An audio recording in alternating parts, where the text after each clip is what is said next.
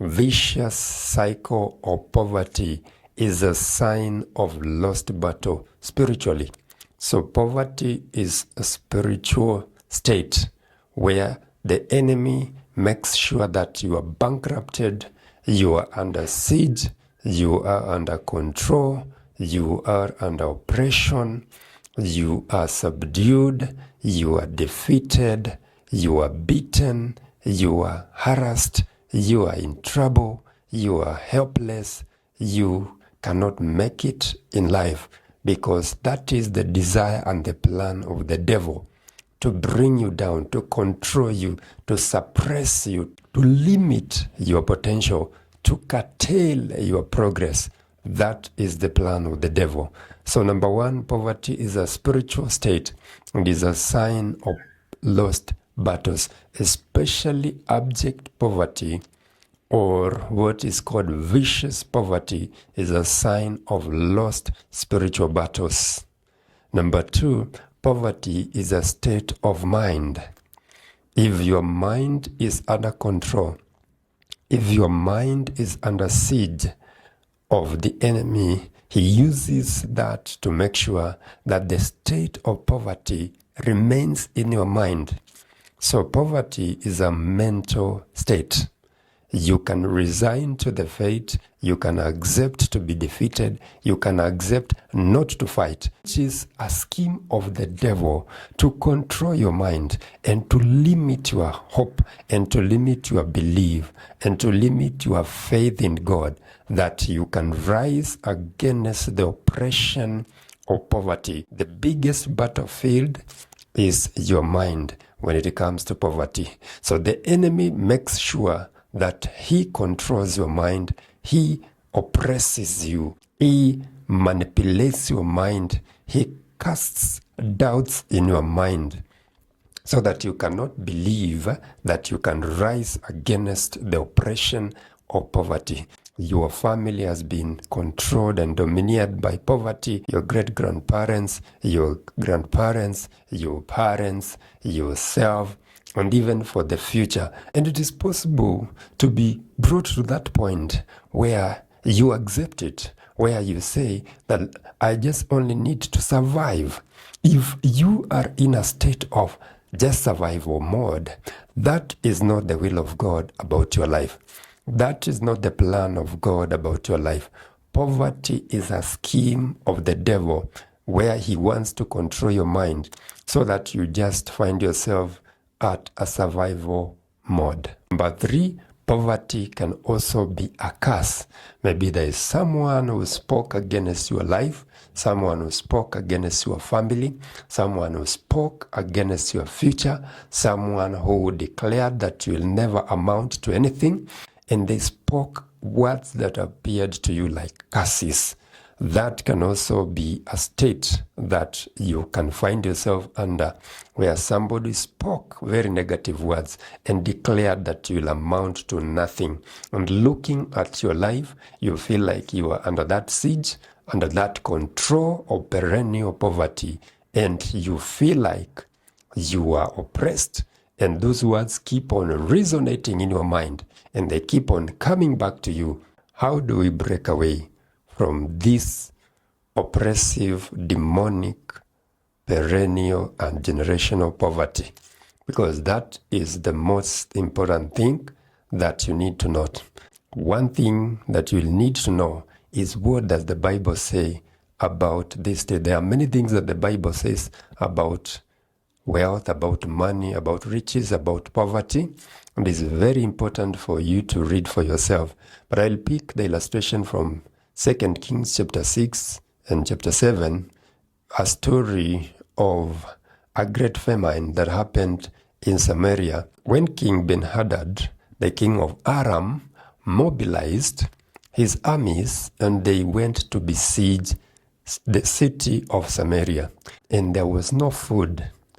You will see there was great famine, and the head of a donkey was being sold for 80 shekels, and a quarter of a cab of seed pods was being sold for 5 shekels. In other words, there was a great famine, and people Probably they had eaten all the food from their stores. They had consumed all the normal animals that you can slaughter and eat, the chicken, the goats, body parts of donkeys, and she reached a point that they are eating the heads of donkeys, or reached a point that they are eating seed pods. From the same chapter, you'll find two women decided to slaughter their children and eat them.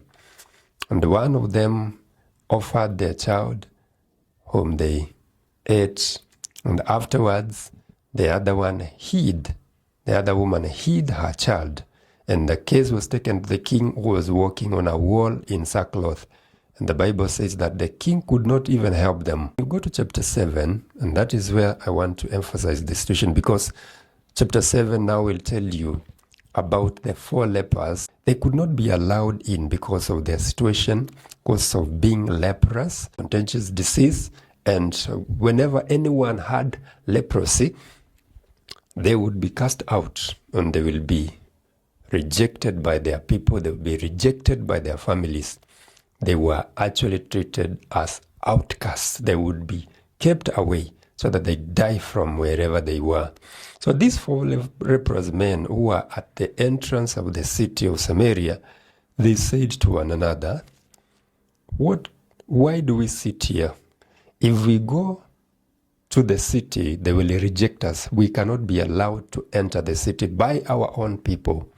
If we go to the camp of the Arameans, they will kill us. But they said, instead of sitting here, let us go to the camp of the Arameans. If they kill us, well and good. If they spare us, well and good. Now, I don't know what was going through the mind of these 4 leprous men. Number one, they are weak, they are sick, they cannot fight, they cannot negotiate, they cannot be listened to. But the willpower in their mind made them to resolve that they will go to the camp of the enemy, probably to get food or to get something, but we are not told what they wanted to get. But they decided, instead of sitting here, let us go. From the story of the 4 leprous men, we can see something I call the willpower in the mind. If you are to break away from anything, if you are to change anything in your life, your mind or your mental faculties must be fully engaged in a resolute plan to move. Sometimes you don't know what the result of your movement will be, but just decide and purpose that I have to move. I have to take an action. I have to move. I will not fear. I will not be discouraged. I will take action. If you want to start something, just like I started this channel, I decided that I have to move. But little by little, step by step, I decided that I will move. I will do something. I will impact the world. I will inspire people. I will encourage someone. If I succeed to encourage you, if I succeed to inspire you to change your mind, to have resolute power in your mind, then I will have achieved something.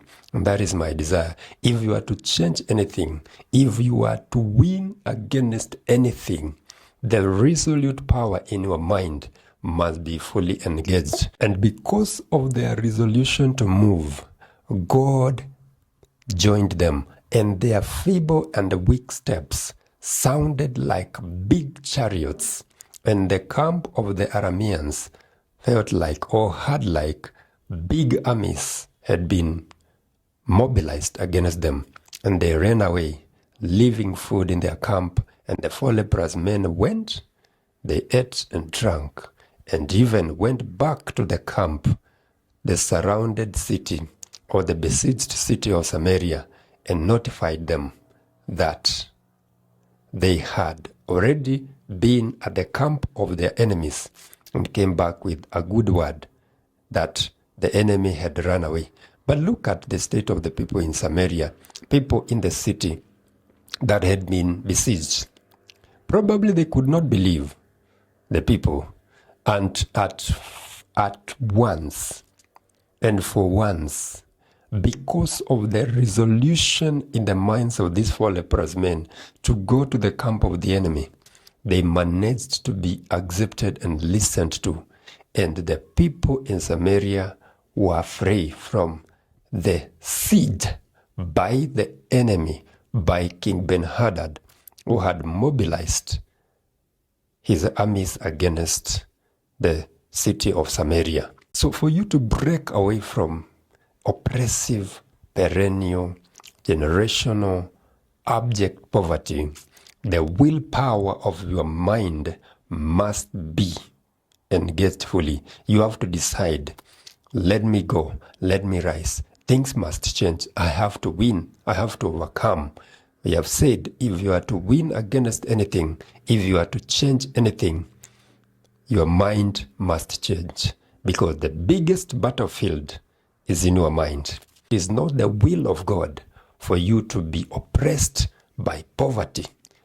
It is not the plan of God for you to be under the curse of poverty. It is not in the plan of God for you to wallow in oppressive, demonic, perennial, and generational poverty. Kindly, I would ask you to click that subscribe button. That is one way of supporting me, even as I continue to encourage you, to empower you, to equip you, to impact you, and to inspire you. Bye-bye, and see you in the next video.